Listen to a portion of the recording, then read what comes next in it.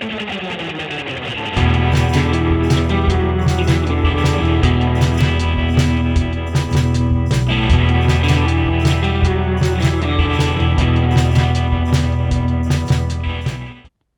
we're going to kick it over to our on-the-spot correspondents who are reviewing Fast and Furious Tokyo Drift.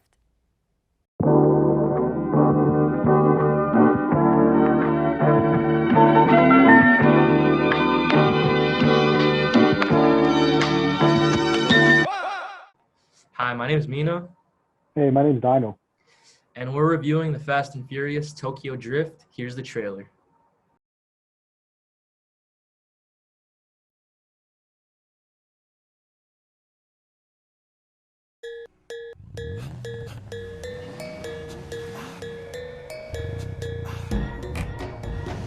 Ready. Set up.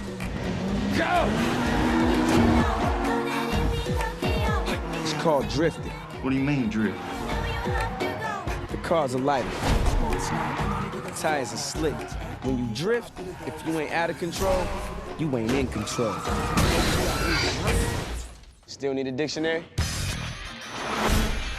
On the other side of the world, on the wrong side of the law, a new style of racing rules the Tokyo underground. How you guys get away with this? And all the best drivers want in. Who's a tourist? Let's see what the kids got. Then let's race. But when you live on the edge, anything can happen. You came to the wrong place.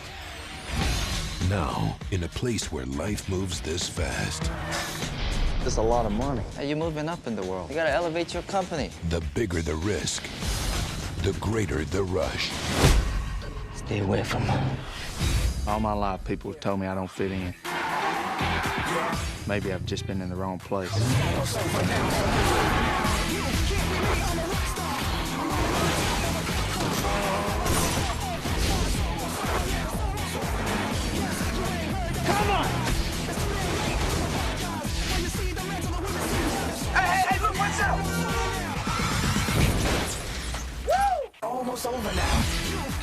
Life's simple. Make choices. Don't look back. The Fast and the Furious Tokyo Drift.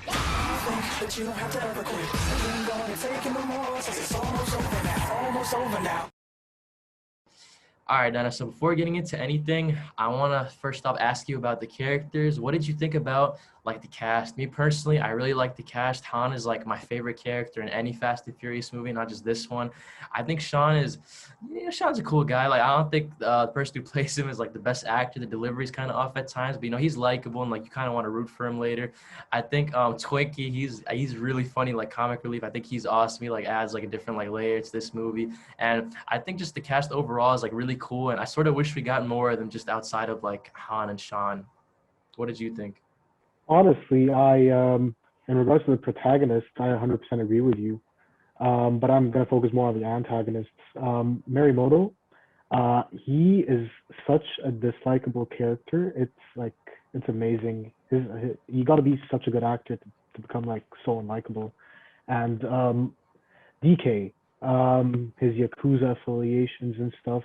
Even though he's affiliated with, like, the Yakuza, he's like, you can sympathize with him, because this guy straight up comes to your, like, country and he's, like, stealing your fame and your girlfriend and stuff, and it makes, I can see where he's coming from and why he's so, like, pissed and like his reaction and stuff. So, like, yeah, Right. like, yeah. Nah, I'm with you 100%. Now onto the writing. The writing is where this movie kind of gets, like, a little iffy, because, like, a lot of, like, dumb stuff has to take place for this movie sort of, like, to progress. Like one of, like, the first thing that has to happen is in their first confrontation between, like, DK and Sean, like, Han lends him, like, what's known as, like, the Mona Lisa of the drift world, like, one of the most coveted, like, vehicles in, like Tokyo, basically, to a kid he's, like, never even met before, who doesn't know what drifting is, apparently, right? Apparently. And Sean just wrecks this vehicle. And this car, this car is expensive, and it's, like, highly coveted. And Yeah, adding to that, like, how does Sean not know what drifting is? He's apparently been racing, like, most of his life. It doesn't make sense. Right? That's He's like, been around cars his yeah, whole life. Like it's weird. And some other stuff like apparently like Han knew he was gonna wreck this car, but he did it like to see what Sean's character was made of, which like I can sort of empathize with that, but I don't know if I'd sacrifice like my best car I just like don't to get know, a feel of man. someone's character.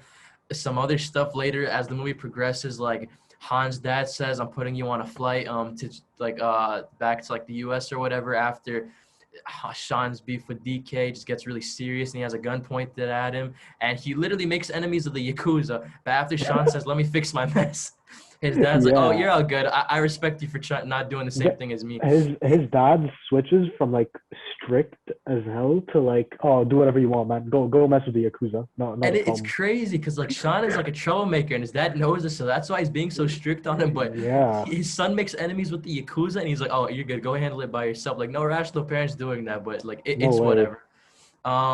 Sort of the dialogue in this movie also isn't the best. Like sort of with the writing, but also the delivery. Like there's a lot of corny lines and like they're delivered in a weird way. Like we talked about the interaction between DK and Sean before, but when DK's like, "Do you know who I am?" Sean's like, "Yeah, you're like the Justin Timberlake of Japan," and bro, like that's the corniest line ever, and the delivery was like even worse. Like I wasn't laughing with the movie. I was laughing at it at that yeah, point. You said exactly. that, yeah. And later, like when Sean's in the car with Han, and he's like, "Why are you like helping me with this?" Or like, "Why are you doing this for me?" Han's like, "Because you're DK's kryptonite," which that doesn't make any sense. Because like DK just embarrassed like Sean in front of like everybody, and like he He has beat everyone in him. school He at beat him him looking bad. funny, right? And he just wrecked Sean's car. So the kryptonite thing that doesn't make a lot of sense. I don't know what Sean did to like deserve Yeah, that man. title, but Also, dialogue and right looking now, at go something ahead. else. Sorry. Like like the crashes. Like they shouldn't survive that, man. Like Han, like the At car all. explodes and he's in it, and apparently he died in the movie, but he like survived throughout the franchise. It doesn't make sense. And DK rolling down the mountain, like how did he didn't even have a scratch on him, man. How? Right. I know like Han is supposed to come back for later movies. Han is dead. Like I'm just gonna leave it Yeah, at no there. Han is way. dead. What do you give this movie if you had to like give it a rating out of 10?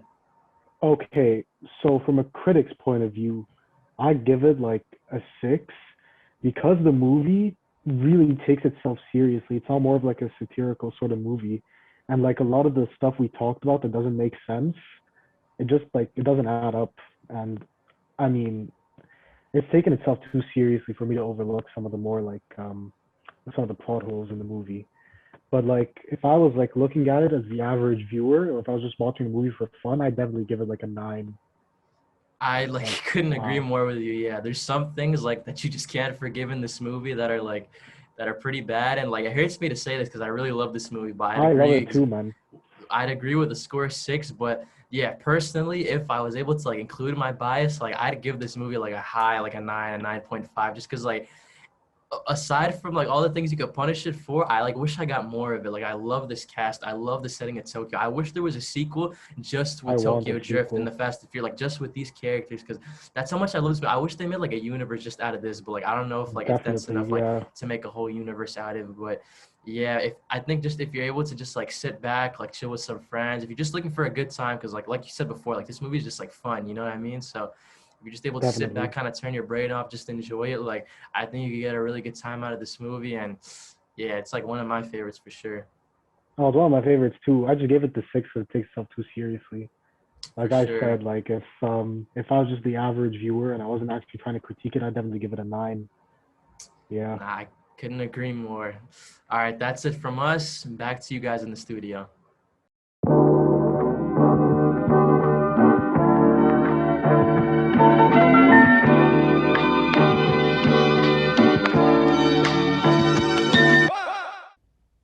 That's all for this week. If you want to follow more Review Crew content, go to the Review Crew Instagram, Twitter, and TikTok, as well as Orange TV Network on Facebook, Twitter, Snapchat, Instagram, and YouTube. Find the Review Q's podcast on Spotify or on our website at orangetvnetwork.syr.edu, where you can also find our blog and more OTN information.